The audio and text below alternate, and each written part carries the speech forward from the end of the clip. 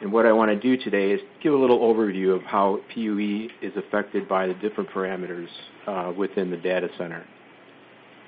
I really like to start looking at PUE from about 4 different levels.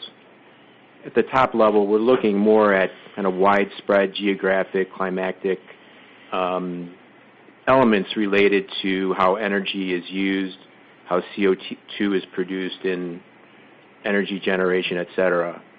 But we need to start getting a little more granular. When we move down a level to the data center level, we start to look at things like evaporative cooling, like Tom mentioned, or how we use economization strategies. And how are we designing power and cooling modularity, which I'll talk about later, to make that data center as efficient as possible in our quest for optimization. The third level there, which I'm calling synergies, this is where we start to look at the different types of equipment and different domains interacting with each other, such as electrical and cooling systems. It also is relevant to IT systems with aisle containment, monitoring and measuring PUE, etc. So we really need to look at how all of these elements can work together in a synergistic manner. And finally, really the pinnacle is when we start to talk about convergence.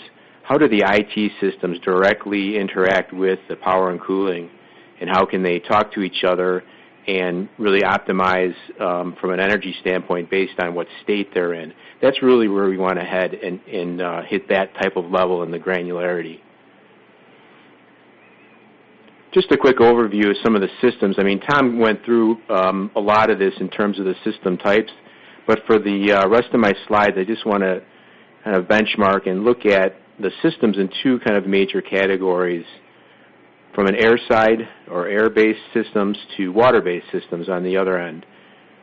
Really, when we're looking at the air side systems, we're looking at indirect cooling or indirect evaporative or using some type of heat wheel. There are a number of systems that really rely on energy transfer from an air-to-air standpoint. And then if necessary, we'll use DX assist or even chilled water assist to make up for the gap in the cooling that we cannot do with just heat exchange from the outdoor air.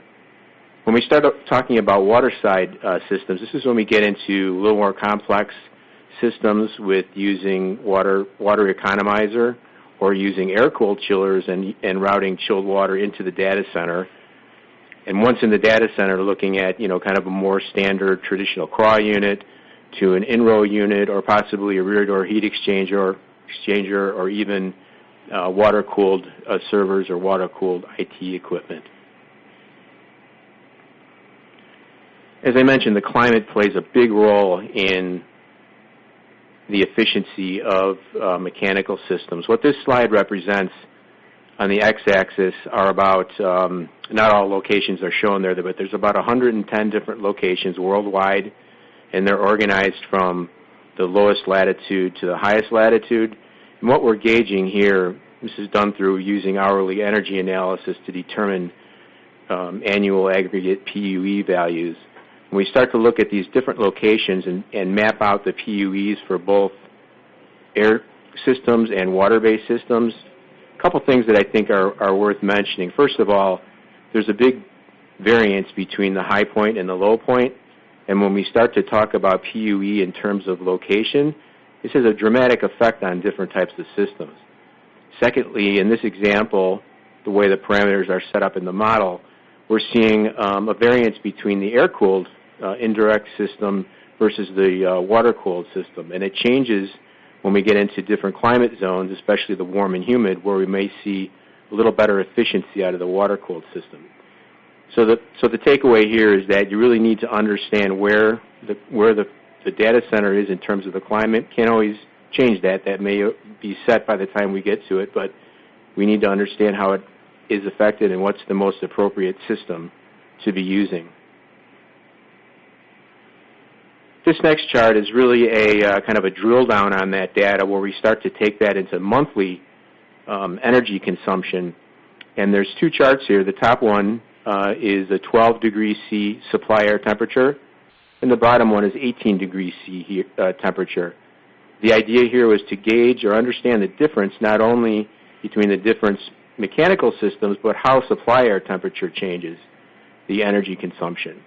So on a month-by-month basis, we see the energy consumption fluctuate up and down based on the type of system, but certainly when we go to warmer supply air temperatures, we can see that the percent of hours that we can that we have to use mechanical cooling is dramatically reduced from the first chart.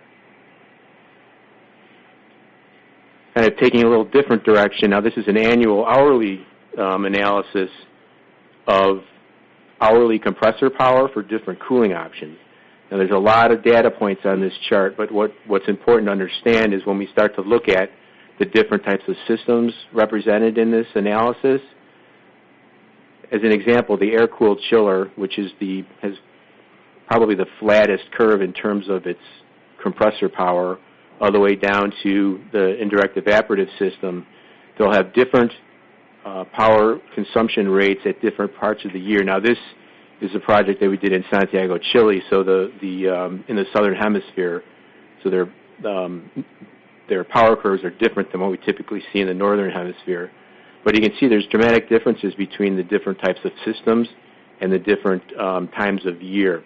So this is a good data visualization to understand how the different systems are impacted by not only the climate, but also the time of year.